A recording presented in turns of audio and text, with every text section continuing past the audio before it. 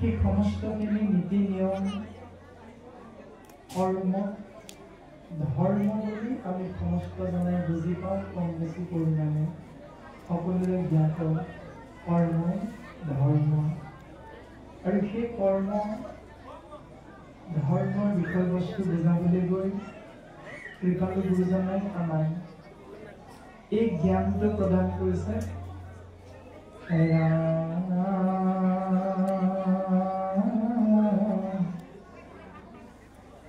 ভাৰত পুৰাণ আদি যত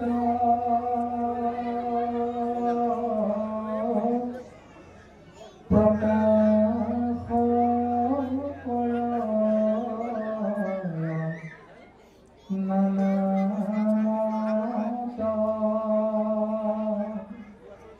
যত মহাজন খবৰ সভা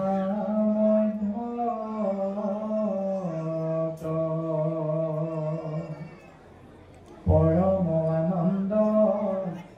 ৰসময় কোটি সূৰ্য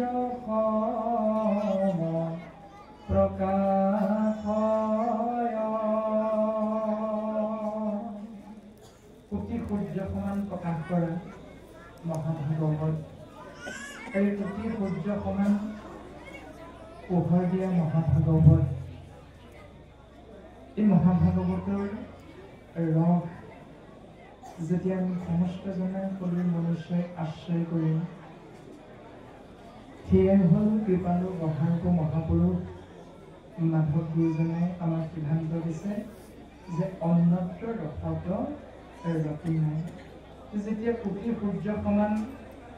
পোহৰ দিব পৰা এই মহাভাগৱতক আশ্ৰয় কৰি আমি গৃহস্থী ধৰ্ম পালনৰ বাবে প্ৰত্যেকজনৰ শৰীৰধাৰী মনুষ্য আমি জীৱাত্মাই নিজক আগবঢ়াই লৈ যাবৰ বাবে চেষ্টা কৰিম। গুৰুজনে এটি উদাহৰণেৰে আমাক ইয়াৰ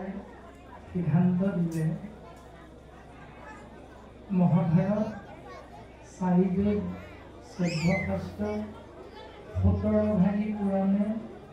যে নীতি নিৰ্দেশনা আমাক দিলে আমি সংসাৰত পালন কৰোঁ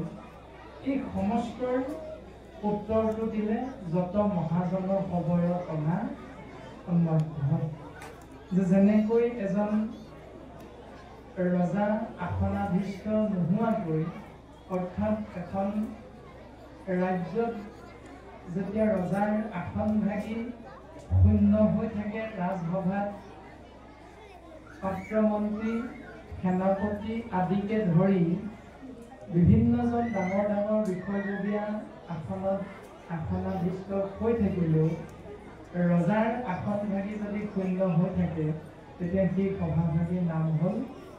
সাধাৰণ সভা। আৰু যেতিয়াই ৰজা আসনত উপবিষ্ট হ'ব তেতিয়াই আমি সকলোৱে একমুখে স্বীকাৰ কৰোঁ সেই সভাভাগীৰ নাম হ'ল ৰাজসভা। ঠিক তেনেকৈ গুৰুজন বৈষ্ণৱে আমাক সিদ্ধান্ত দিলে যে 4 বেদ 14 শাস্ত্ৰ 17 পুৰাণৰ ঊৰ্ধ্বত এক শাস্ত্ৰ এক পুৰাণ এক বেদ আমি যি যেনেকৈ ভাৱনাযুক্ত হওঁ 4খনি বেদৰ ঊৰ্ধ্বত বেদান্ত হ'ল মহাভাগৱত 14 ভাগী শাস্ত্ৰৰ উত্তম হ'ল ভাগৱত 18 ভাগী পুৰাণৰ ভিতৰত 17 ভাগী পুৰাণৰ শ্ৰেষ্ঠ হ'ল ভাগৱত। আৰু আজি আমি সমস্তজনাই নিজক পৰ্যালোচনা কৰিবৰ বাবে গড়ভগা এই অঞ্চলটি প্ৰত্যেকজনে বাপ আই আমি চিন্তা কৰি 3দিনীয়া কাৰ্যসূচীৰে কল্পতৰু পুৰাণৰ সূৰ্য মহাভাগৱত এই শাস্ত্ৰভাগী আমি আশ্ৰয় কৰাৰ প্ৰয়াস কৰিছোঁ, জীৱন ধন্য কৰাৰ প্ৰয়াস কৰিম। এতিয়া প্ৰশ্ন হয় আমাৰ সমস্তজনৰে মনত ভাৱনা হয় যে ভাগৱততনো প্ৰকৃততে আছে কি? আমি প্ৰত্যেকেই কম বেছি পৰিমাণে জানো যদিও ভাগৱততনো প্ৰকৃতপক্ষে কি এনে বস্তু আছে যাৰ বাবে 4 বেদ 14 শাস্ত্ৰ 17 পুৰাণৰ উদ্ধৱ বুলি ভাগৱতক কল্পতৰু পুৰাণৰ সূৰ্য মহন্ত পুৰাণ হিচাপে খ্যাতি লাভ কৰিছে আৰু আমি সমস্ত জনাই ইয়াক একমুখে স্বীকাৰ কৰোঁ, শিৰোগত কৰোঁ। ইয়াৰ উত্তৰ হয়তো দিনৰ ভাগত আমাৰ ৰাতিপুৱা পঢ়ি সন্ধিকৈ দহজনাই প্ৰকাশ কৰি গৈছিল। তথাপিতো আমি আংশিক পুনৰ চুই দিব বিচৰা হৈছে যে 4 বেদ 14 শাস্ত্ৰ 18 পুৰাণৰ প্ৰণয়নকৰ্তাজনৰ নাম হ'ল কৃষ্ণ দৈত্যায়ন বেদব্যাস। কৃষ্ণ দৈত্যায়ন বেদব্যাস ব্যক্তি হ'ল এজন শৰীৰধাৰী জীৱাত্মা স্বৰূপ মনুষ্য, কিন্তু নাম হ'ল তিনিটা। এক হ'ল কৃষ্ণ, 2 হ'ল দৈত্যায়ন, 3 হ'ল বেদব্যাস। ইয়াৰো এটা কাহিনী আছে যে ব্যাসদেৱৰ পিতৃ পৰাশৰ মুনিয়ে যেতিয়া যমুনা নদী পাৰ হৈ যাব বিচাৰিছিল আৰু তেতিয়া সেই যমুনা নদীত ঘাটৈ হিচাপে যাত্ৰী পাৰ কৰাই দিবৰ বাবে এখন নাৱত এগৰাকী কন্যা বহি আছিল আৰু সেই কন্যাগৰাকী ধীব ৰজাৰ কন্যা, নাম হ'ল মৎস্যগন্ধা। আৰু সেই পৰাশৰ ঋষিয়ে মৎস্যগন্ধাৰ ৰূপত মুগ্ধ হৈ তেওঁৰ লগত বিবাহ পাশত আবদ্ধ হয় আৰু যুগবলেৰে যমুনা নদীৰ মাজত এটি দ্বীপৰ সৃষ্টি কৰে আৰু সেই দ্বীপতেই তেওঁলোকে বহুকাল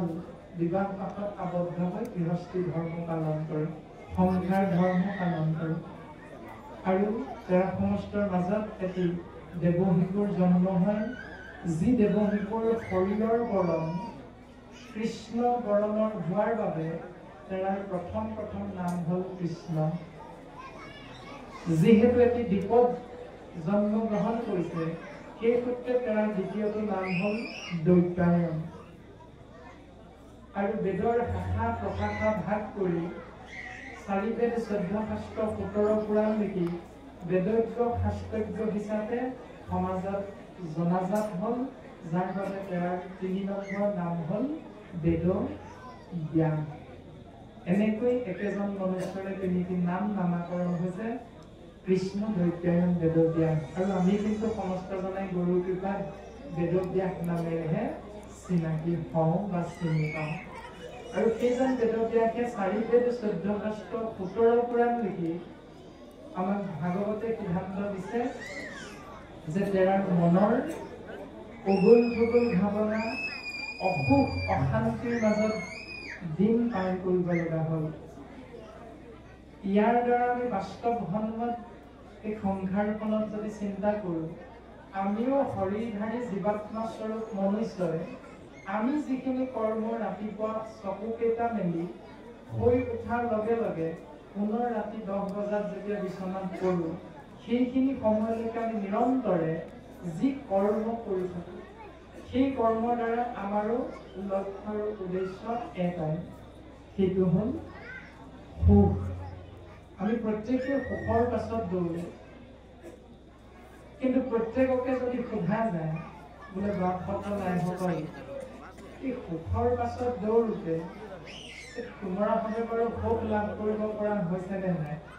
এতিয়া আমাৰ প্ৰত্যেকৰে উত্তৰ এটাই হ'ব যে বিচাৰিছোঁ সুখ, কিন্তু পাইছোঁ আমি দুখ। দুখ বিচাৰি কিন্তু কোনো আমি কেতিয়াও ঘৰৰ পৰা ওলাই নাযাওঁ। প্ৰত্যেকে ঘৰৰ পৰা এখোজ বাহিৰলৈ দিয়া মানে উত্তৰ এটাই, সেইটো হ'ল সুখ। এতিয়া শাস্ত্ৰৰ মাধ্যমেৰে চিন্তা কৰিলে এই নামে সুখ সুখ বুলি নৰ এনে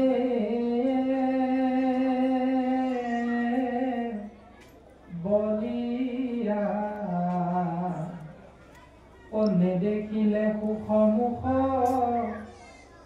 মাথো দুখ পায়া। সুখ সুখ বুলি মানুহবিলাক এইবিলাক বোলে এনেই বলীয়া ভোগ বিচাৰোতে পাই মাথো দুখৰ উপৰি দুখ এতিয়া সুখৰ উৎসটো আমাৰ সুদৃঢ় বিশ্বাসৰ মাধ্যমেৰে আমি চিনিবলৈ চেষ্টা কৰা নাই সেইকাৰণে আমি বিচাৰিছোঁ সুখ কিন্তু পাইছোঁ দুখ এতিয়া আজিও আমাৰ আপোনালোক সমস্তজনে কৃপালু বান্ধৱ বাই মাতৃয়ে এই সুখ বিচাৰি তিনিদিনীয়া কাৰ্যসূচী এভাগ হাতত ল'লে আৰু আজি দ্বিতীয়টো দিন দ্বিতীয়টো দিনত উপস্থিত হৈ আমাকো যদি সোধা যায় বোলে বাপ সুখটো বিচাৰিছোঁ কিন্তু দ্বিতীয় দিনত ভৰি দি আমি সুখটো পাইছোঁ নে নাই পোৱা হয়তো কোনো বাপ আয়ে স্বাভাৱিকতে উত্তৰটো নিদিয়াকো আমি উত্তৰটো পাই যাম কেতিয়া যেতিয়া ৰাতি সিদ্ধান্তমুঠি গ্ৰহণ কৰাৰ পাছত যেতিয়া 11 মান বাজিব তেতিয়া আমি উত্তৰটো পাম কেনেকৈ আচাৰ্যসকলে খুঁটাকেইটা চাই চাই পঢ়ি থাকিব লাগিব ৰাতি যেতিয়া 11 মান বাজিব তেতিয়া আমাৰ শ্ৰদ্ধাৰ পাঠাচাৰ্যসকলে সন্মুখত নামঘৰৰ খুঁটাকেইটা হিচাপ কৰি কৰি ভাগৱত ভাৱ পঢ়ি থাকিব লাগিব তেতিয়া আমি উত্তৰটো পাই যাম যে সুখ বিচাৰিছিলোঁ কিন্তু পাইছোঁ দুখ কাৰণবিলাক এনেকৈ যোগ হৈ গৈ থাকে প্ৰথম স্কন্ধৰ পদবন্ধে আমাক এই সুখৰ নামটো কৈছিল যে আত্যান্তিক সুখ দ্বিতীয়তে আমাক ইয়াৰ বিষয়বস্তু প্ৰথম স্কন্ধৰ পদবন্ধত কৈছিল যে পৰম পদ তাৰ পাছতে প্ৰথম স্কন্ধৰ পদে আমাক সিদ্ধান্ত দিছিল মায়া তৰণৰ উপায় এই সমস্তখিনি কথা যদি আমি চিন্তা কৰোঁ তেতিয়া ব্যাসদেৱৰ অসুখ আৰু অশান্তিৰ ঔষধটো দিলে দেৱৰ্ষী নাৰদে বৈকুণ্ঠৰ পাৰিষদ আৰু দেৱৰ্ষী নাৰদে পোনপটীয়াভাৱে ব্যাসৰ মনৰ উগুল থুগুল হোৱাৰ চিন্তাৰ বেমাৰটোৰ ঔষধটো প্ৰদান কৰিলে এয়া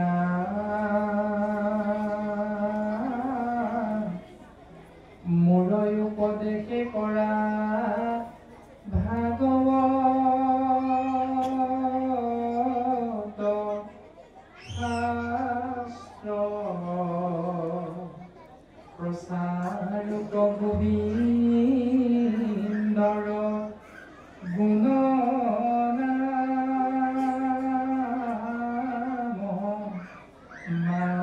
মাত্ৰ সেই ব্যাস মই তোমাক উপদেশ দিছোঁ তুমি আকৌ এভাগ শাস্ত্ৰ লিখা যাৰ নাম হ'ব মহাভাগৱত যাক 18 নম্বৰ ভাগী পুৰাণ হিচাপে মহন্ত পুৰাণ কল্পতৰু পুৰাণৰ পৰ্য হিচাপে জীৱৰ মাজত প্ৰখ্যাত হৈ পৰিব ইয়াত থাকিব কি গোবিন্দ মহাপ্ৰভুৰ নিৰ্গুণ নাম নাথাকিব কি নিৰন্তৰে পশুৰ লোৱাইলা তুমি প্ৰাণ নাহি মন্দ কৰ্ম আৰু নিহাৰ সমান ইয়াত নাথাকিব বিনা কাৰণত পশু পক্ষীৰ প্ৰাণ হৰণ কৰা নীতি নিয়মৰ কথা ইয়াত নাথাকিব যে স্বৰ্গ পাইব বুলি ৰংগে কাটৈ কণ্ঠ চাক স্বভাৱে লম্পট বিষয়ত অনুৰাগ ইয়াত স্বাভাৱিকতে যিহেতু মনুষ্যবিলাক বিষয়ী সেই বিষয়াসক্ত মনুষ্যবিলাকে স্বৰ্গলৈ যাব পাৰিম বুলি আনন্দ মনেৰে হাঁহ ছাগলী পাৰ কুকুৰা মহ আদিবিলাক নানা হিংসা ধৰ্ম কৰি নানা ক্ষুদ্ৰ দেৱ দেৱতাক পূজা অৰ্চনা কৰা এই ব্যৱস্থাটো এই উত্তম শাস্ত্ৰ 18 নম্বৰ ভাগী শাস্ত্ৰ মহাভাগৱতত নাথাকিব ব্যাস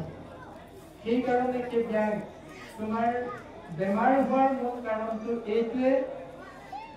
নকৈলা প্ৰখ্যাত কৰি কৃষ্ণ কীৰ্তন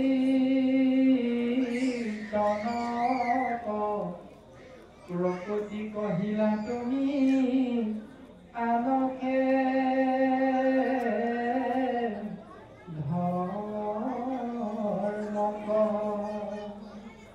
তুমি আন দেৱধৰ্মবিলাকক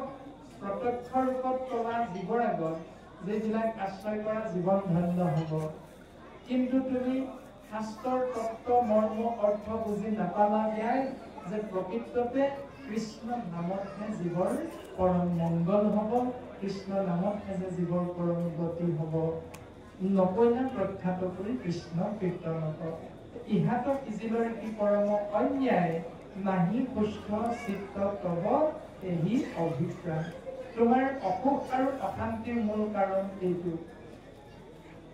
সেইকাৰণে তোমাৰ এনেকুৱা হৈছে। এই কথাখিনি আমিও যদি কলিৰ মলমতী মনুষ্যই চিন্তা কৰোঁ, তাৰ বিষয়ে মাধৱ গুৰুজনাই আকৌ এটি সুন্দৰ আমাক সিদ্ধান্ত দিছে। বচনে কেৱল মাত্ৰ হৰিত শৰণ লয়, চিত্তে আন দেৱক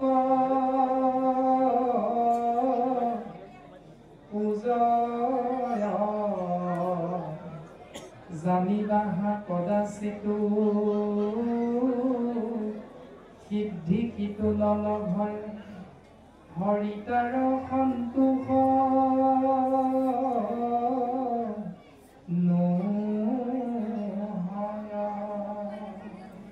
আমি প্ৰত্যেকজনা কলিৰ মলমতী মনুষ্য আই বাপে যিকোনো এটা কৰ্ম কৰোঁতে, এঠাইৰ পৰা অন্য ঠাইলৈ আমি গমন কৰোঁতে, অৰ্থাৎ খোজে কাটলে বাক্য বচনে যিকোনো প্ৰকাৰে আমি কৃষ্ণ বুলিয়ে কওঁ, নকওঁনে বাৰু? আমি প্ৰত্যেকেই কৃষ্ণ বুলিয়ে কওঁ। কিন্তু শাস্ত্ৰই কৈছে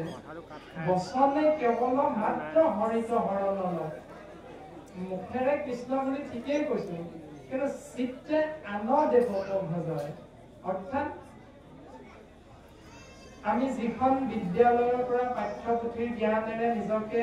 শিক্ষিত কৰি জ্ঞানী বুলি আমি প্ৰত্যেকেই চিনাকি দিওঁ সমাজত, সেই প্ৰত্যেকজনে আমি হৰিধাৰী মনুষ্যই বিদ্যালয়ত এক বছৰৰ মূৰত এটি অনুষ্ঠান উদযাপন কৰোঁ। সেই অনুষ্ঠানটিৰ নাম হ'ল সৰস্বতী পূজা। এইখিনিৰ পৰা আমি আৰম্ভণি কৰি সৰস্বতী পূজা ভাগ কৰোঁতেও আমি কৃষ্ণ বুলিয়ে কওঁ। শিৱ মন্দিৰত যেতিয়াকৈ আমি সোমামগৈ আহি আছে অলপ দিনৰ পাছতে শিৱৰাত্ৰি পূজা, সেইদিনাও আমি বন্তি গছ জ্বলাওঁতে কৃষ্ণ বুলিয়ে কওঁ। এতিয়া শাস্ত্ৰই আমাক এইটো শুদ্ধ নে অশুদ্ধ কি বুলি কৈছে? বচনে কেৱল মাত্ৰ হৰিত শৰণ লয়। মুখেৰে কৃষ্ণ বুলি ঠিকেই কৈছো, কিন্তু চিত্তে আন দেৱক ভজয়। আমাৰ শৰীৰটোৱে কায় বাক্য মনে, বাক্যক বাদ দি কায় আৰু মনে অন্য দেৱতাক পূজা কৰিছো, কিন্তু বাক্যৰ দ্বাৰা কৃষ্ণ নামি আশ্ৰয় কৰিছো। ইয়াৰ উত্তৰ কি দিলে? জানিবাহা কদাচিতো সিদ্ধি সিটো নলভয়, হৰি তাৰ সন্তোষ নহয়। তেওঁৰ প্ৰতি হৰি কেতিয়াও সন্তুষ্ট নহয়। এনেধৰণে কোৱাৰ লগে লগে আমি প্ৰত্যেকে নিজকে চিন্তা কৰিম তেতিয়া যে যেতিয়া আমাৰ সন্তানটিয়ে, এতিয়াতো মেট্ৰিক পৰীক্ষা হৈয়ে আছে, হায়াৰ ছেকেণ্ডাৰী পৰীক্ষা হৈয়ে আছে, গতিকে প্ৰত্যেকেই এইটো চিন্তা কৰিম সাম্প্ৰতিক সময়খিনি যে মেট্ৰিক পৰীক্ষা দিবলৈ ওলোৱা ছাত্ৰী বা ছাত্ৰগৰাকীৰ যিসকল পিতৃ মাতৃ, হায়াৰ ছেকেণ্ডাৰী দিবলৈ ওলোৱা সন্তানটিৰ যিসকল পিতৃ মাতৃ, আমি সেইসকলে পৰীক্ষাৰ এদিন বা দুদিনৰ আগত নিশ্চয় কিবা এটা কৰ্ম আমি কৰিছিলোঁ। সেই কৰ্মটো কি? ২-৩জন মান ভকতক মাতি আনি ঔ হৰি ঔ ৰাম কৈ সন্তানক চাদৰ মেখেলা পিন্ধাই, সন্তানক ধুতি পঞ্জাবী পিন্ধাই, ভকতৰ আগত মূৰ ধুৱাই ভকতৰ পৰা এভাগ আশীৰ্বাদ বিচাৰিছিলোঁ। শাস্ত্ৰই সুন্দৰভাৱে এইটো সিদ্ধান্ত দিছে। ও ভকত সকলে যেবে পৰৈ আশীৰ্বাদ, তেবে খেমিলয় হিতু কৃষ্ণৰ প্ৰসাদ। প্ৰসাদ মানে কৃপা। যেতিয়া এজন ভকতে বা ভকতে সেইসকলক কৃপা কৰিব, তেতিয়াই শাস্ত্ৰই কৈছে ভগৱন্তৰ কৃপা বুলি। ঠিকেই কৰিলোঁ আমি মেট্ৰিক পৰীক্ষাৰ আগত, হায়াৰ ছেকেণ্ডাৰী পৰীক্ষাৰ আগত নামঘৰত গৈ নামঘৰীয়া বাপজনক আমি আগবঢ়াই দিলোঁ বোলে বাপ অ নামঘৰীয়া দেউতা আমাৰ সন্তানটোৱে পৰীক্ষা দিব আমি গুৱাপান এভাগ অৰিহণা সহিতা আনিছিলোঁ ধূপৰ পেকেট এটাও আনিছোঁ মিঠাতেলৰ চাকি এগছো লৈ আহিছোঁ আপুনি আগ কৰি দিয়কচোন কওঁনে বাৰু আমি এনেকৈ প্ৰায়সকল বাপাই আমি এনেকুৱা কিবা এটা নিয়ম পালন কৰোঁ এইখিনিলৈকে ঠিকে আছে ভগৱন্তই ভক্তৰ মনোবাঞ্ছা পূৰণ কৰি আপোনাৰ আমাৰ সমস্ত জনৰে সন্তানবিলাকক মেট্ৰিকত হায়াৰ ছেকেণ্ডেৰী সুন্দৰভাৱে সুখ্যাতিৰে উত্তীৰ্ণ কৰোৱাই দিলে এতিয়া উত্তীৰ্ণ কৰাৰ লগে লগে ফলাফল ঘোষণা হোৱাৰ লগে লগে সেই দিনটোত আমাৰ শিক্ষাৰ্থীসকলৰ পিতৃ মাতৃয়ে কোনটো নিয়ম পালন কৰে সকলোৱে জানে বৰা খানা ৰাতিলৈ এটা খানা হয় সেই খানাটোত কি হয় গুৰুদেৱ নাম ভকত বুলিবাৰ আমদৰীয়া হাঁহটো কামি আনে এই নিয়মটো মাজত প্ৰচলিত আছে শাস্ত্ৰই কি কথাটো কৈছে যে ঈশ্বৰৰ কৃপা লাভ কৰিছিলোঁ আমি আমাৰ সন্তানটোৱে সুখ্যাতিৰে উত্তীৰ্ণ হৈছে কাৰণটো হ'ল গুৰুক দিম ভকতক দিম দেৱক দিম নামত দিম সেই প্ৰভুটোৰ কৃপা কিন্তু যিদিনা ফলাফলটো ওলালে সেইদিনা বিনা কাৰণত আমদৰীয়া হাঁহটোৰ মৃত্যু হ'ল গুৰু বুলিবাৰ দেৱ বুলিবাৰ ভকত বুলিবাৰ নাম বুলিবাৰ সেইকাৰণে কোৱা হৈছে বচনে কেৱল মাত্ৰ শৰণ লয় চিত্তে আনন্দেৱক বুজায় ইয়াতো জ্ঞানদেৱে সেই নিয়মখিনি প্ৰচাৰ কৰিছিল চাৰিবেদ 14 শাস্ত্ৰ 17 পুৰাণৰ মাধ্যমেৰে সেইকাৰণে জ্ঞানদেৱৰ অসুখ আৰু অশান্তি হৈছে যদি এজন বেদজ্ঞ শাস্ত্ৰজ্ঞ ইমান জ্ঞানী হৈ ত্ৰিকালদৰ্শী হৈও তেনেকুৱা কথা লিখি দিয়াৰ বাবে তেওঁৰ অসুখ আৰু অশান্তি হয় তেতিয়াহ'লে সেইবিলাক নিয়ম পালন কৰিবলৈ গ'লে আপোনাৰ কি অৱস্থা হ'ব সেইখিনিকে জ্ঞান দিবৰ বাবে গুৰুজনাই আমাৰ এই অপূৰ্ব সৃষ্টি মহাভাগৱত দৰ্শন কৰাইছে মূল সংস্কৃতত ব্যাসদেৱে প্ৰণয়ন কৰিছে আৰু তাৰ পৰা চাৰিবেদ 14 শাস্ত্ৰ 17 পুৰাণৰ সাৰমথি কৃপাল গুৰুজন বস্তুৱে সংক্ষেপে আপুনি আমি সমস্তজনে ধনী দুখীয়া উচ্চ নিচ শিক্ষিত অশিক্ষিত গাঁৱলীয়া নগৰীয়া সমস্তজনৰ কৃপা হোৱাকৈ সুন্দৰভাৱে ভাগৱত তত্ত্ব আমাক প্ৰদান কৰিছে এতিয়া আমি শুনিম কেনেকৈ শুনিবলৈতো সকলোৱে আহিব ইয়াত কালিও আহিছোঁ আজিও আহিছোঁ কালিলৈও আহিম শ্ৰৱণ শুনা মানে শ্ৰৱণ কৰা কেনেকৈ শ্ৰৱণ কৰিম তাৰ বিষয়ে আমাক ভাগৱতে সিদ্ধান্তটো দিছে অপূৰ্ব সৃষ্টি নামঘোষাত মাধৱ গুৰুজনাই কৈছে ভগৱন্ত ভক্তিযুক্ত পুৰুষৰ আত্মবোধ মাধৱৰ প্ৰসাদে মিলন কৃষ্ণৰ কৃপাত যেনে গুচয় সংসাৰ ভয় এহি মানে গীতাৰ